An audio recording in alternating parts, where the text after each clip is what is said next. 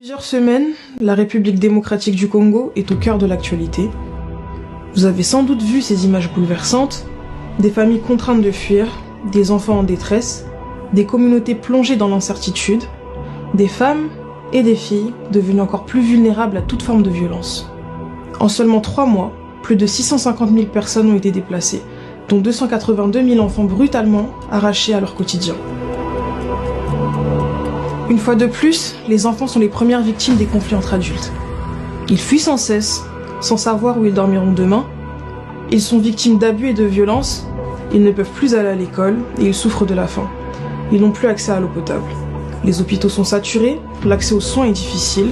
Pire encore, certains enfants, séparés de leur famille, risquent d'être enlevés ou recrutés de force par des groupes armés. Les traumatismes psychologiques et les violences subies par les enfants pendant ce conflit auront des conséquences durables sur leur santé mentale et sur leur bien-être. Leur avenir est en péril. Alors que la crise continue de s'aggraver, l'UNICEF et ses partenaires sont sur le terrain chaque jour auprès des enfants et de leurs familles. Ils aident à fournir de l'eau potable et des installations sanitaires adéquates.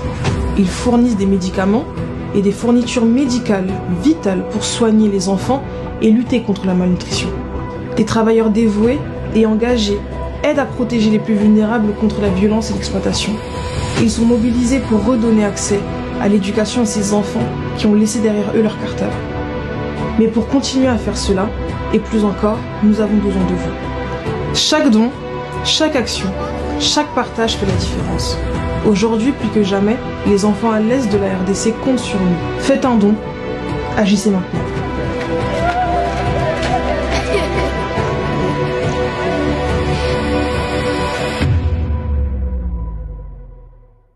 Depuis plusieurs Narakongoren, narope sombongo, osomberanga, osombarika.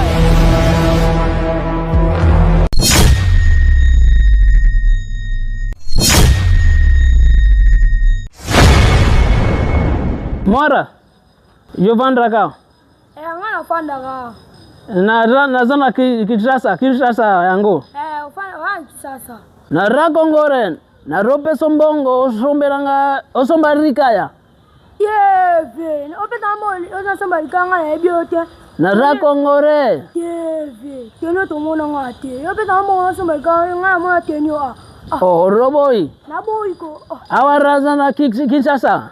Twana Kinshasa, twana Congo. Transit to Te naza murra Kinshasa Congo. Yesa wande. Navanda kana ringwara. Yefana yimwe. Navanda kana ringwara.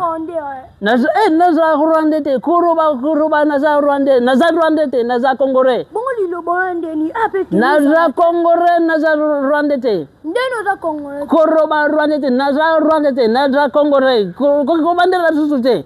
Acha sema vile we, una zobenga nga Rwande. Na bengo wande pato au wande. Acha sema vile we, Roberto Masasi, robenga nga Rwande, ngana za Rwande no. Roberto Masasi.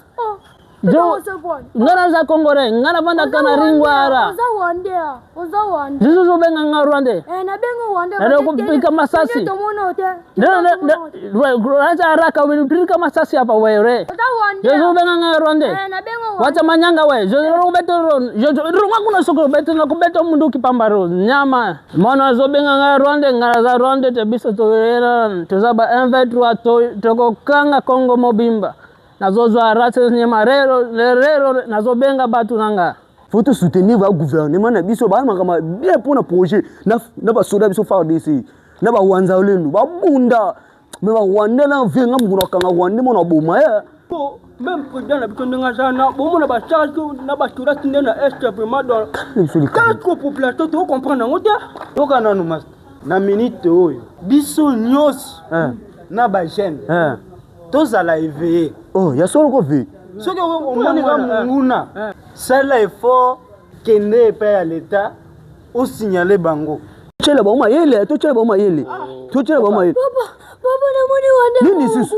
Tukalo banoni, tukalo malema. Na moni wande ala ndinga beti na chodi yawa. Beti zela malema. Expliquez biso no. Omoni alati ndeni. Alati ni tena biso dia ranwa nelo wana mduga wanga betanga mduga mati yoluka toke mama lo bato toke ba mona ilo na boma wabio wana yo baba yeyo ngara za Kongore uza Kongole za Rwanda te elo ni na sala za Kongole na za Kongore malembe Jelai Olobio za Kongole na za Kongore na za mona ringwara sabiso carte de lecteur yanga yangoyo ngara za mona ringwala yo isa carte de lecteur master na zona carte de lecteur ada wande toka ada wande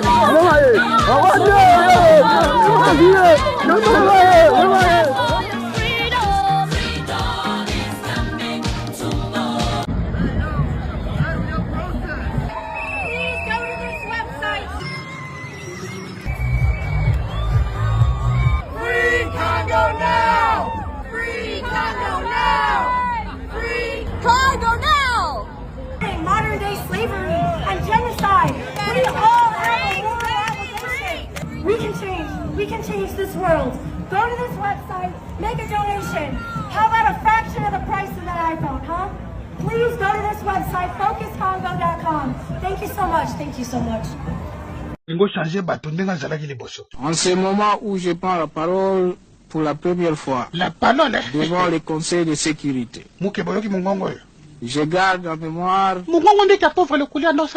la date historique du 24 janvier 2000, où son Excellence le président Mzee Laurent Désiré Kabila, se fondant sur la résolution 1234 du 9 avril 1999